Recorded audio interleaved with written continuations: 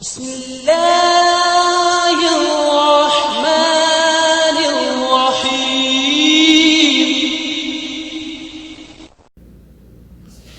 السلام علیکم ناظرین، آپ دیکھ رہے ہیں HN انفو پوائنٹ۔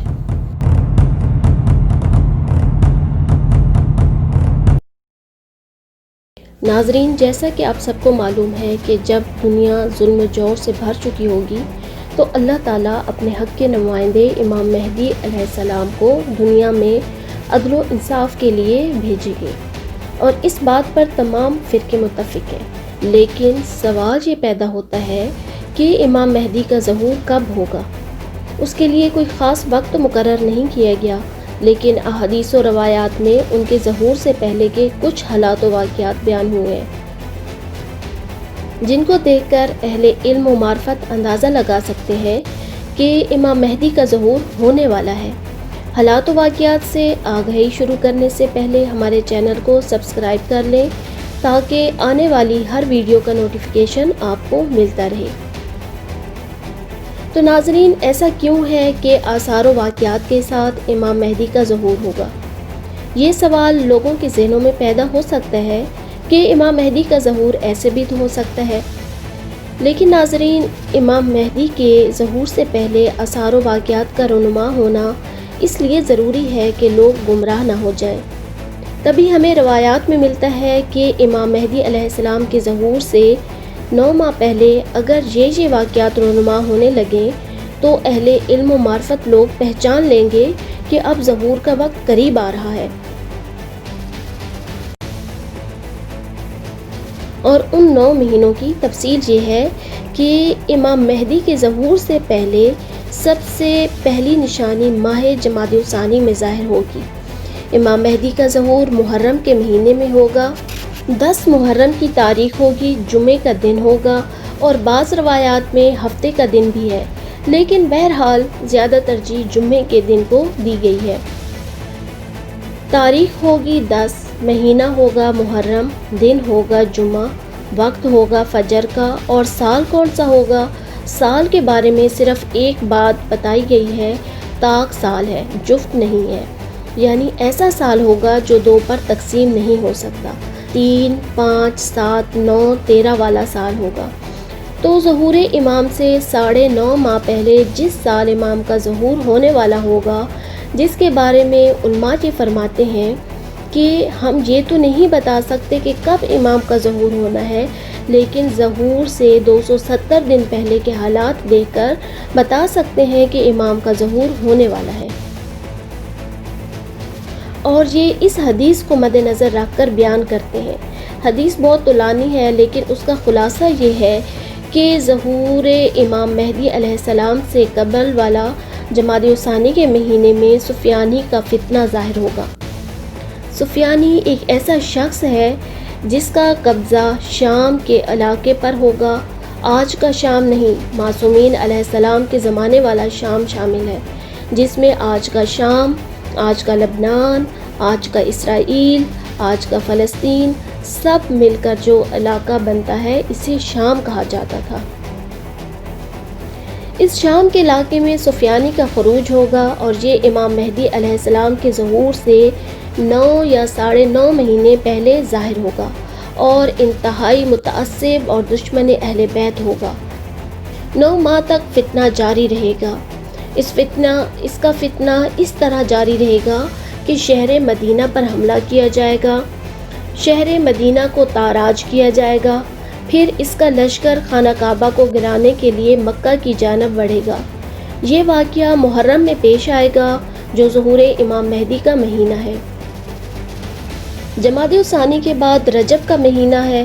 رجب کے مہینے میں کثرت کے ساتھ بارشیں ہوں گی، اتنی کثرت کے ساتھ کہ اس زمانے کے لوگوں کے دلوں میں خوف پیدا ہو جائے گا۔ ناظرین، جب سے سائنس نے ترقی کر لی ہے، اس وقت سے بہت سی باتوں کا خوف لوگوں کے دلوں سے نکل گیا ہے، جن سے انسان بہت زیادہ خوفزدہ ہوتا تھا۔ لیکن ماہ رجب ایسی بارشوں کا مہینہ ہوگا کہ دنیا میں کوئی ایسا کونا نہ ہوگا جہاں اس بارشوں سے خوف نہ ہو۔ اس کے بعد ماہ شعبان ہے۔ ماہ شعبان کے مہینے میں فلکیات کے 2 قانون ٹوٹیں گے۔ اور وہ یہ ہے کہ عموماً سورج گرہن مہینے کے شروع یا آخر میں ہوتا ہے اور چاند گرہن درمیان میں، لیکن ظہور امام مہدی علیہ السلام سے پہلے والے ماہ شعبان میں چاند گرہن ابتدائے ماہ شعبان میں ہوگا اور سورج گرہن بالکل وسط میں ہوگا۔ فلکیات کے سارے قانون ٹوٹ جائیں گے۔ ماہ رمضان میں انتہائی خاص نشانی پیش آئے گی اور ایسی نشانی کہ بعض کتابوں میں لکھا گیا ہے کہ شاید ماہ رمضان ہی ظہور کا مہینہ بن جائے۔ ماہ رمضان کی 23 یعنی شب قدر کے اعمال سے فارغ ہونے کے بعد والا دن ایک ایسی چیخ، ایک ایسے دھماکے کی آواز آئے گی جو شیعہ سنی دونوں کی معتبر کتابوں صحیح بخاری اور بہار الانوار میں موجود ہے، اور اس وقت امام معصوم کا جملہ کہ اس وقت گھروں سے باہر نہ نکلنا، شیشوں کے قریب نہ ہونا، اور جب چیخ کے آثار نظر آئیں تو کانوں کو بند کر کے زمین پر لیٹ جانا، کہ بالکل ایسا لگتا ہے جو آج کل کے سول ڈیفنس کے دوران بمباری کے وقت ہدایات دی جاتی ہیں وہ دی جا رہی ہیں۔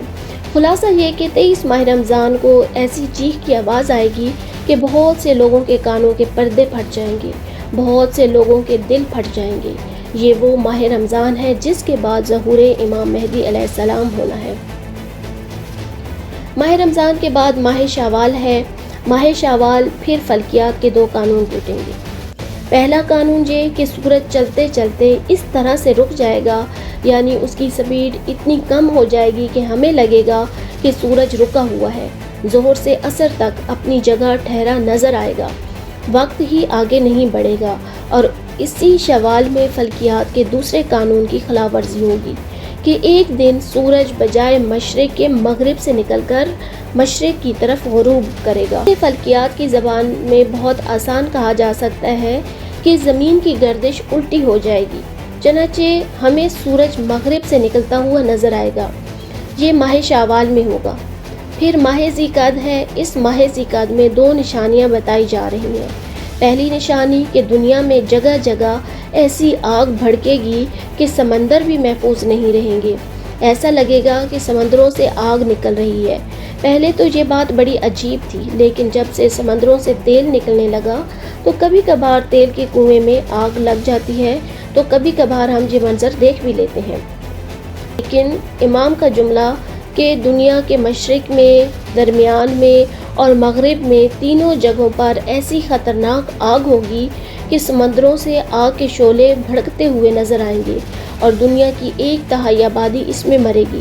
ایک اور روایت میں ہے کہ امام مہدی علیہ السلام کے ظہور سے قبل 2 اموات ہوں گی، موت اور ایک سفید موت۔ سرخ موت سے 1/3 آبادی مرے گی اور سفید موت سے 1/3 اور آبادی مرے گی۔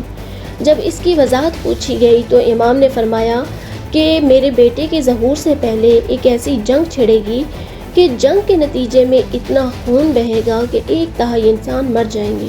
بہتا ہوا خون جسے سرخ موت کہا، اور پھر جنگیں جب بھی ختم ہوتی ہیں، جب کہ ہارنے والا ہو یا جیتنے والا، دونوں پریشانیوں میں گھر جاتے ہیں کہ اتنی بیماریاں پھیلیں گی، اور آج کل تو اتنے کیمیائی ہتھیار بن چکے ہیں کہ جس کے نتیجے میں اتنی زہریلی گیسیں پھیلیں گی کہ اس کے نتیجے میں 1/3 لوگ مر جائیں گے۔ ہر طرف کفن ہی کفن نظر آئیں گے۔ یہ سفید موت ہے۔ ایک روایت میں ہے کہ قحط ایسا ہوگا کہ باپ ایک روٹی کے بدلے میں بازار میں خود جا کر اپنی بیٹی کو فروخت کرنے پر مجبور ہوگا۔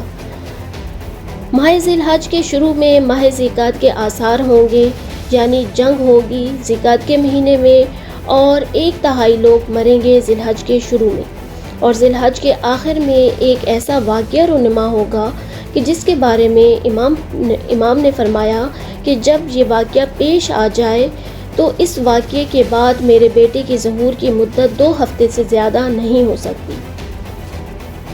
2 ہفتے کے اندر اندر خدا اس کا انتقام لے گا اور اپنی آخری حجت کو ظاہر کرے گا۔ وہ کیا ہے؟ نفس زکیہ کی شہادت۔ امام نے جب 2 ہفتے کہا ہے تو اس کا مطلب ہے کہ 25 ذی الحج سے 30 ذی الحج کے درمیان یہ واقعہ پیش آنا ہے۔